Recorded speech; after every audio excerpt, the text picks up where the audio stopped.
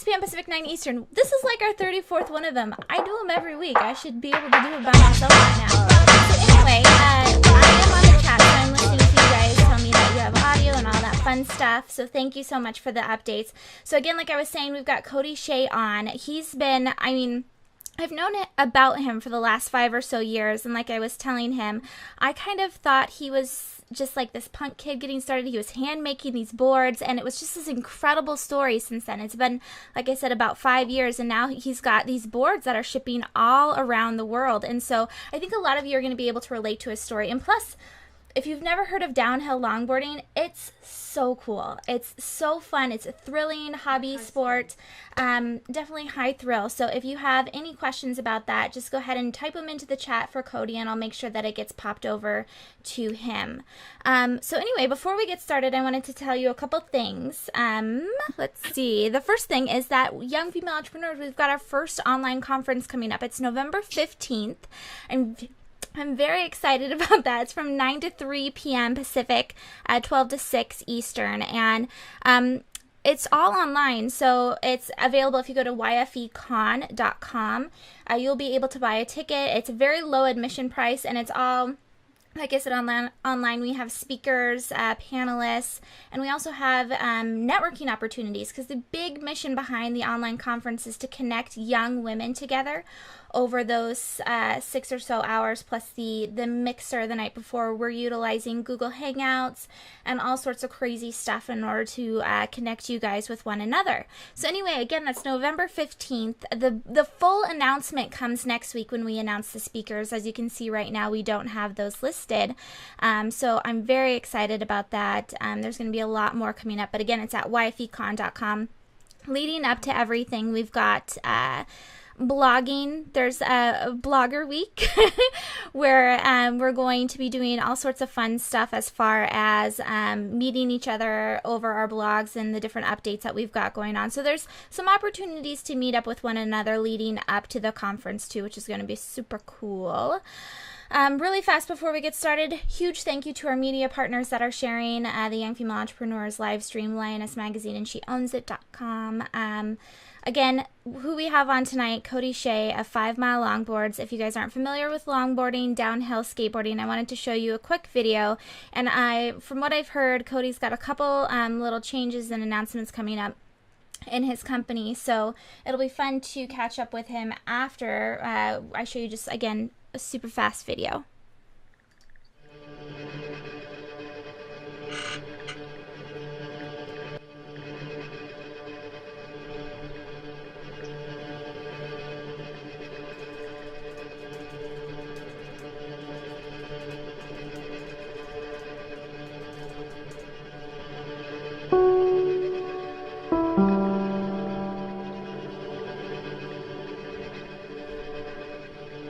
And it's just an idea. It's like, hey dude, let's stop building shortboards and let's start designing some freeride and some downhill boards, and let's start thinking about what we want in a board, why we hate everything that we ride. It's been my life for 4 years straight now, and I don't want it to stop.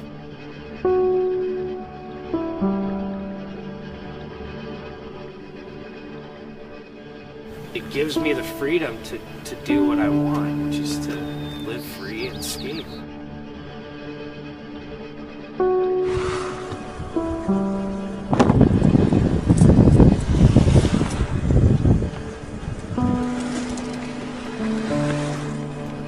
So, the quest started for a better board. It's basically started from nothing. We picked the most difficult way to manufacture boards, but we did it because that was the best approach that we could take at that point in time to get done what we were trying to do. It's already taken on a life of its own. Right now, all we have to do is just keep fueling the fire.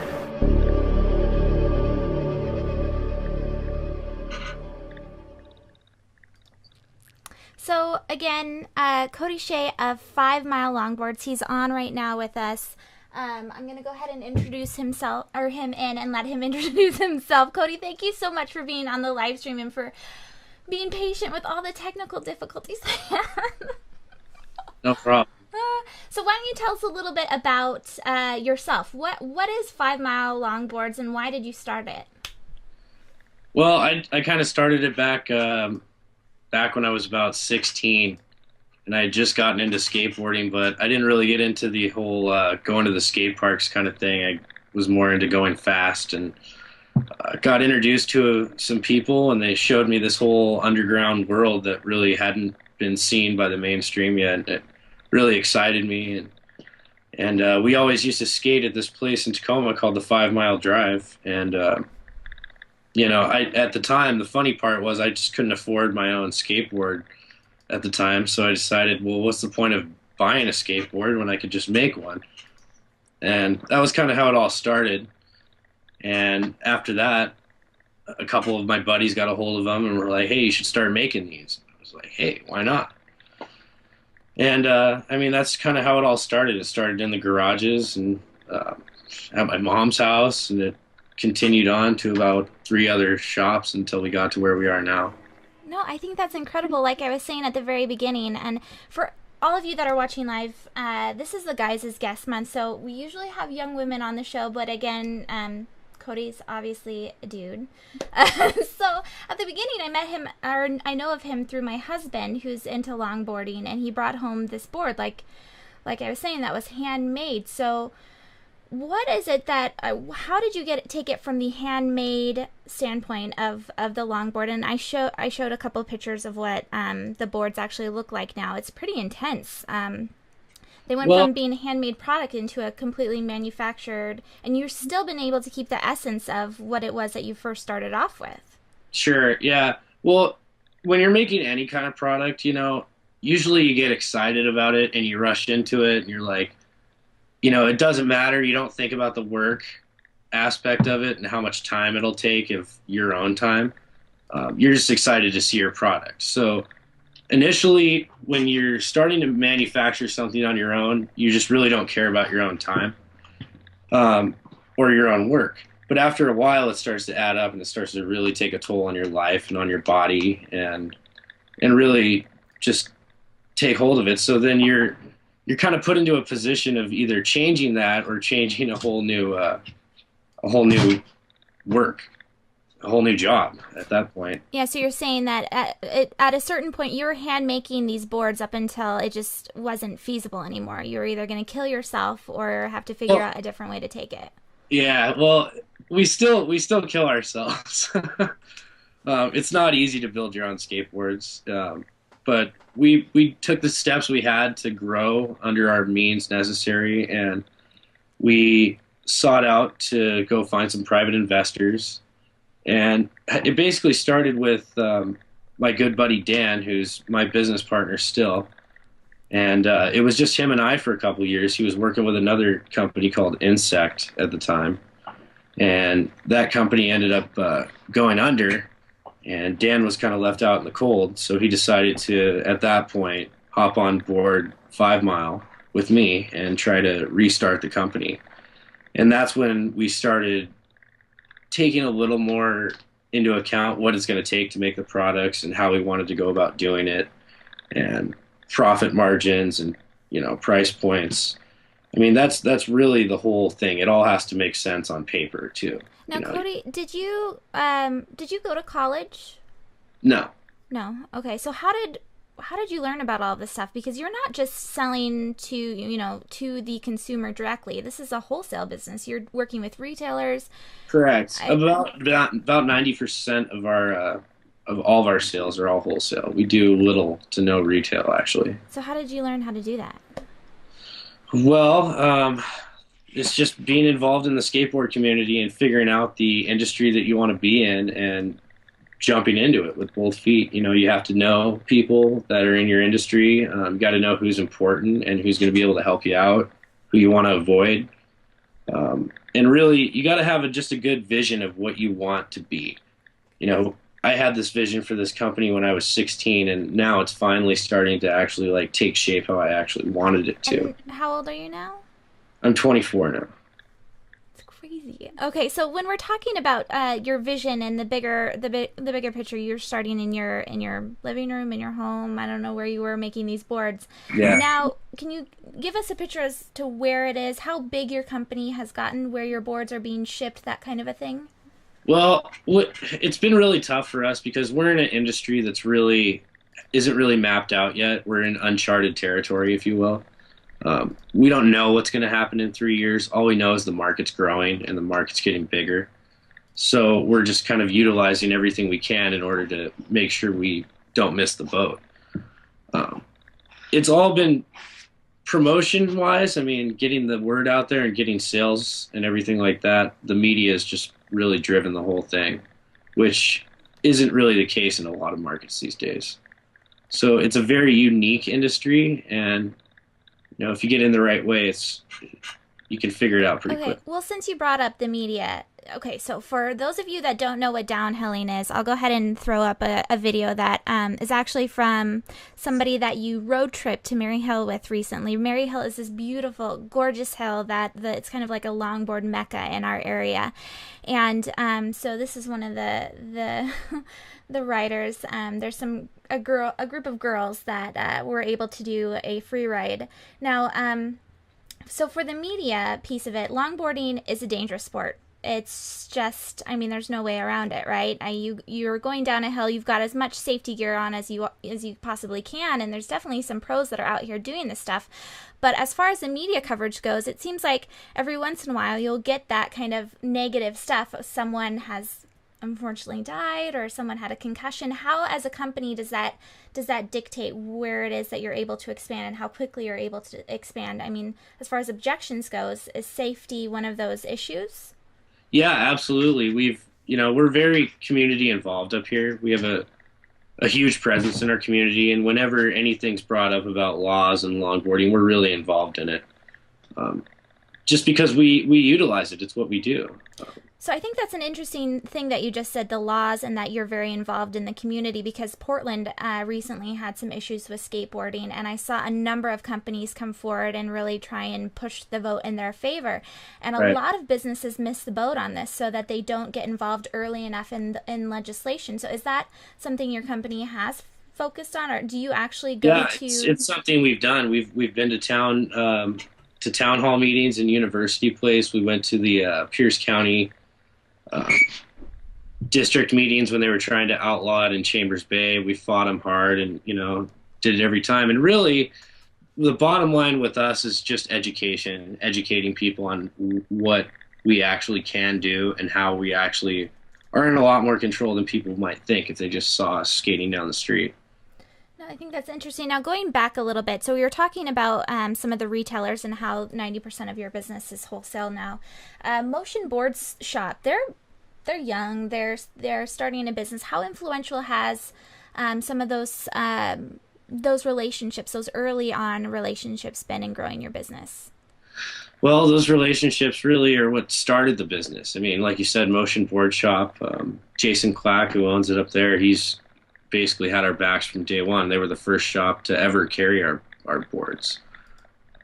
So really it was everybody pitching together in the industry and figuring out, hey, even though we might be competing on some things, we all have our own niche, and we all can, it's a big enough sea for all of us to live in.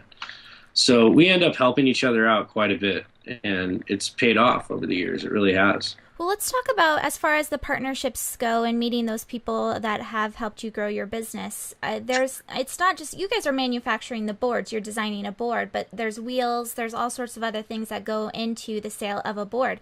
So how have you, I know that you have some relationship with certain wheel companies that have helped you kind of get a foot in the door. How did you do that? I mean, is there networking events for longboarders? How are you able to start those relationships? Well, the funny thing is a lot of those relationships were just started on just me skating and just going to events and competing and getting better and getting noticed. And I ended up getting sponsored by Paris Trucks and Divine Wheels at one point, and they ended up really helping us out and coming forward. And now we're actually in the middle of joining them for the 2013 season under their own distribution company. So that's just an example that I got sponsored by them 3 years ago, and now we're actually going into business with them. Crazy. Well, and Yeah. I liked in that video that I was watching, and I posted it a few times on the Young Female Entrepreneurs website. So if you guys are watching live, you can go and check it out over there. But there was somebody that was on the interview, or that was on the documentary, that was saying something about that he was a sponsored rider, and it just got kind of out of his element. He didn't want to take that risk anymore, and so he wanted to get into the business side of it so he could affect the market. Do you think that there are more and more young people entering in the industry? Because I felt like when I was in it with my husband, that it was kind of the guys that were in their 40s and 50s that were creating the boards, that were kind of moving where the market was going to be going. Are there more people, younger people, entering into it? Absolutely. I mean, we just, we had a business venture with a company in Texas about 6 months ago, and that lasted for a while on contract. And the owner, the CEO, is 17 years old. So, I mean, there's really no limit to it as long as you can actually handle it and have support from people in your life. If a kid can't handle it, obviously the people are going to be like, I don't think you're ready yet. It happened to us. It's kept us in check over the years.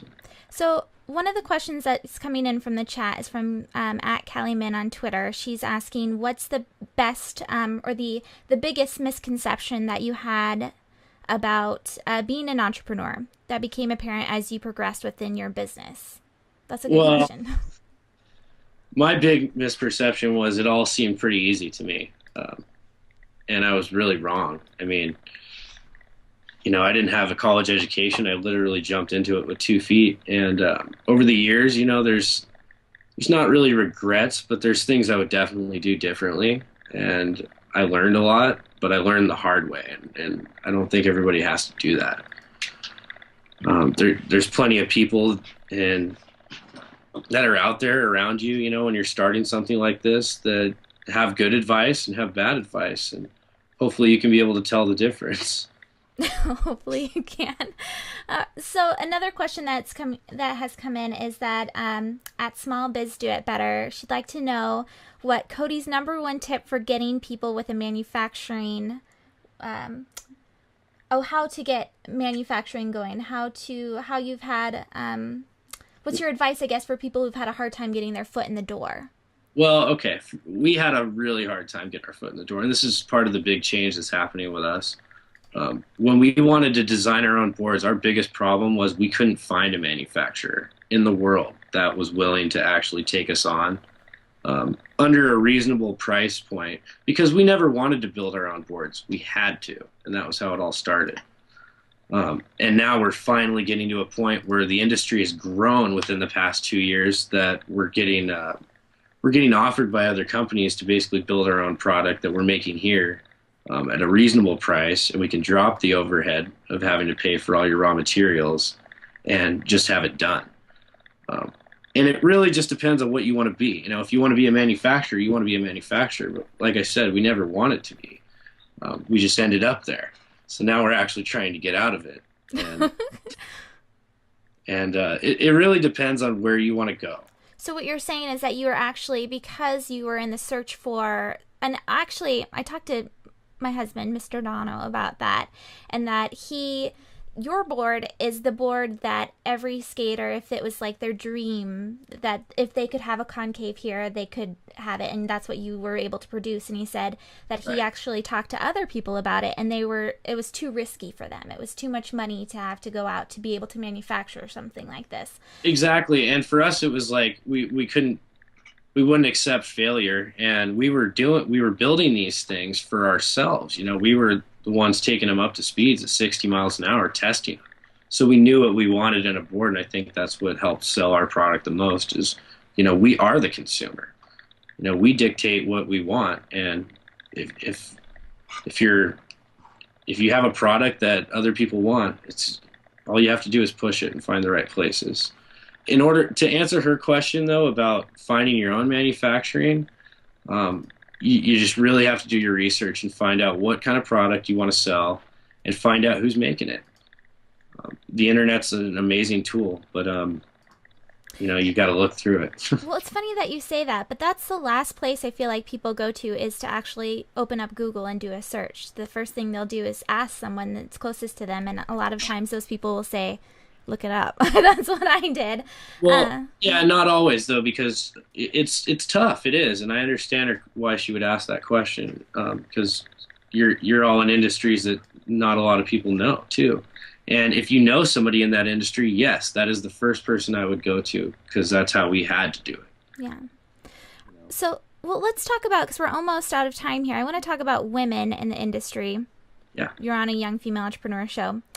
Gotta go that direction. Now, women, like we were showing in the video, when I first started watching it, there was probably like 2 or 3 women that would go down a hill, and even then it was kind of crazy, and they were wearing their boyfriend's old leathers, and all sorts of funny like duct tape stuff was happening.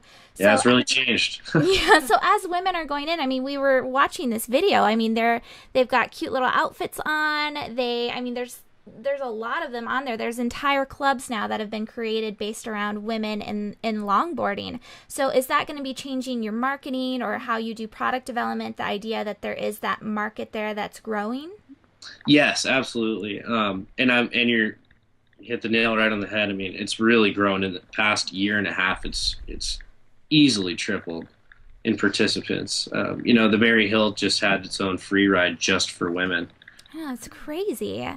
We were able to sponsor that and go help it out and help run it, Yeah, that's why I asked, because out of all of the companies that could be involved with something like that, it seemed like 5 Mile really did have, especially an online presence to that event. Your name was all over it. And so I think it's an interesting one, especially because your boards, and you can correct me if I'm wrong in this, your boards, unlike others, are really meant to go downhill, and they're meant for that action sport type of a thing. And so it seems like you might have missed a market in the past where it's like college girls going around campus on their Sector 9 boards or something like that.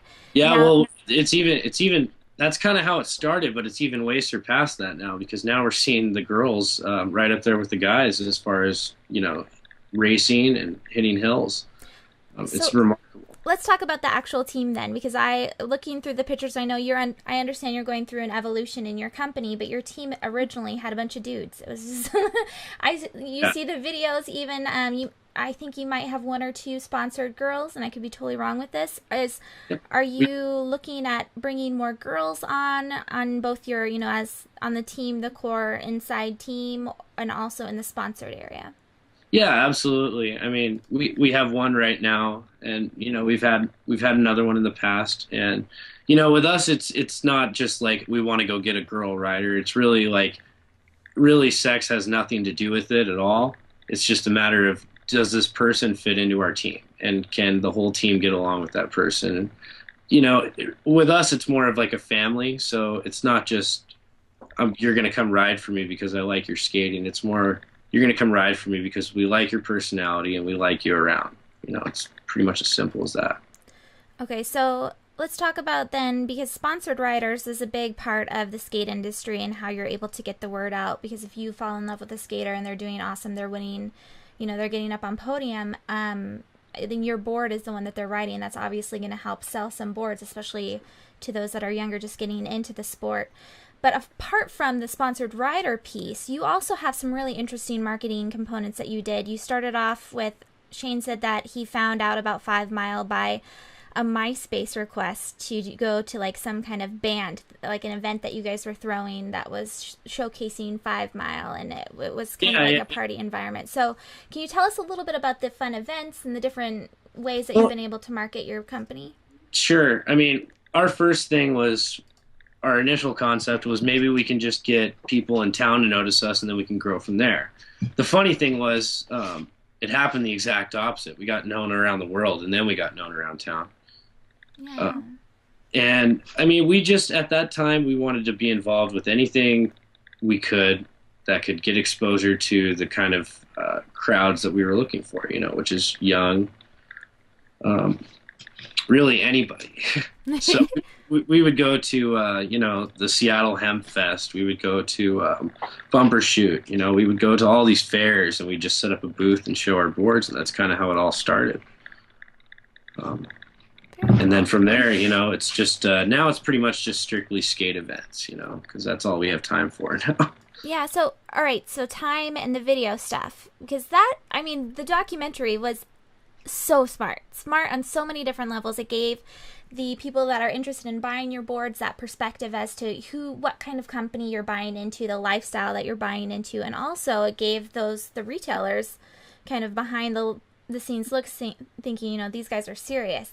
It's just not Cody Shea, 24-year-old kid that's going to not give me the boards I ordered.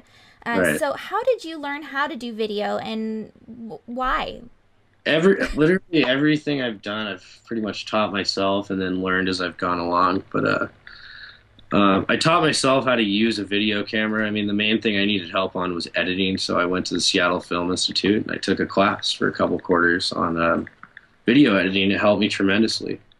And I mean, as long as I was able to figure out the tools I needed in order to get the vision I wanted, I mean, the possibilities are kind of limitless. And that's what like I said earlier, is what's driven our whole product the past year and a half, is just videos. So that's a question that Callie Bin, again on Twitter, has. As far as unconventional marketing, has video been your number one converter as far as the marketing goes? Absolutely. Yeah. And that might not be the case for every business, just because it's not. And it's not with plenty of industries. Mm-hmm. It's just not the way it goes. But we're an action sports industry. I mean, that's just the way it is, and that's what the people want to see. So for us, it works good. What about GoPro? How has that affected your company? And are people mentioning you on YouTube when they're taking the GoPros of going down the hill? Has that kind of helped things? Kind of. I mean, we all started really with nothing. And with nothing, I mean, like, we didn't have any money. We were working and like paying for the company out of our own paychecks. And Dan and I did that for about 2 years.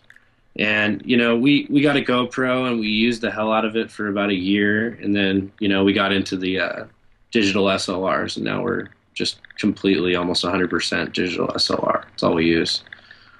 Very cool. Well, you know what I like too about your company is, before we end, I want to just mention that you say in the documentary it's about the underdog and overcoming all of these different obstacles. And I think this is really important for young women, especially, that are watching right now. That I have a lot of people on the show that are success stories, and all they talk about is their successes. But your company has literally gone through cancer. You've gone through people have been homeless that are well, and we've gone through a lot, and we've gone through a lot since that video was put out too. And one thing I really want to just stress to all the ladies watching right now is business partners. And you really need to be sure about a business partner, and you need to make sure that move is for you. And same goes with investors. Don't just settle for the first person who's willing to give you some money, because that was the biggest thing I ever made a mistake on, was thinking that no one else in the world would want to buy my product. That, this person was crazy for offering me money, and it ended up being, hell. And, luckily we recovered from it, but you just really need to be sure about who you get in business with, and you have to see a future in it. And if your gut's telling you bad things, don't do it. There's other things out there for you, and there's other ways to get funding for your dream. That's priceless advice, because there's so many young women that are looking for investors and for partners right now. And I think that's a great tip to remember, that there might be other people out there that are interested. So where can people buy your longboard, so if they're watching and they want to get into the whole sport and into the 5 Mile family, like you were saying? Sure. You can go to 5milelongboards.com, or you can just Google us. I mean, we're really easy to find. A lot of the board shops and the online board shops in the U.S. carry our boards too. So pretty easy if you want to get a hold of us. So cool. Cody, thank you so much. And, since you're on the future for 5 Mile, is this a long-term commitment for you?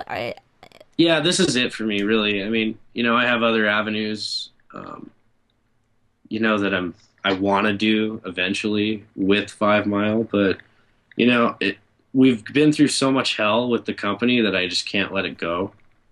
And you know, we hit a fork in the road a few months ago, and you know, we had to let a business partner go. It was also an investor, and it was pretty hairy and pretty messy, and we're finally digging our way out of it, you know, and that's the way it goes.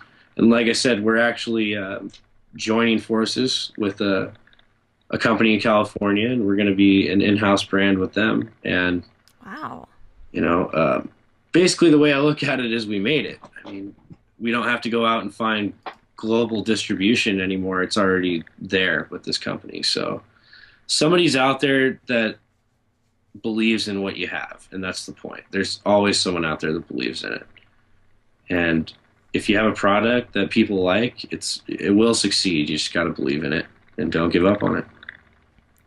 No, very inspiring. The women in the room are starting to tear up. That's cute, because I think everyone's been at that point where you're just like, this sucks, I want to get out.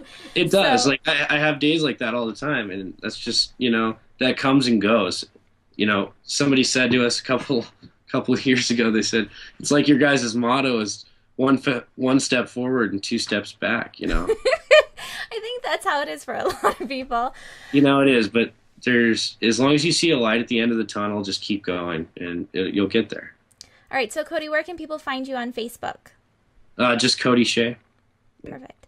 All right, everyone. So this has been Cody Shea of 5 Mile Longboards. Fantastic company, awesome product, straight up guy. Really, really decent of you to talk so honestly about building a business and the different pieces of advice you have for young women. So again, thank you so much for being on the live stream. Thanks a lot for having me, and thanks for listening. Yeah, so this has been Jennifer Dono again with Young Female Entrepreneurs, a live stream that happens every Thursday here at 6 p.m. Pacific, 9 Eastern at yfe.me/watch-it, watch-it, I guess, youngfemaleentrepreneurs.com, whatever.